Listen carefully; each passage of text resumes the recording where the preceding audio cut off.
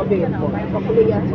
হ্যাঁ, মানে আমি as an artist it's my duty যে আমাকে কল টাইম দিলে আমার সেই কল টাইমটা অ্যাকসেপ্ট করে আমার আসা শুটিংয়ে, এবং আমি সেই জন্যই এসেছি। জাস্ট মেকআপ করেছি, এবার রেডি হব, পুরোটা রেডি হয়ে যদি আমাকে ফ্লোরে ডাকা হয় আমি সেটাও যাব। এইটুকুই, let's hope for the best. আর কিছু মানে আপাতত বলার নেই, বিকজ আমি সত্যিই জানি না কি ডিসিশন নেওয়া হচ্ছে বা না হচ্ছে। লেটস হোপ যে সবটা খুব তাড়াতাড়ি সলভ হয়ে যায় এবং আমাদের কাজটা যেন বন্ধ না হয়।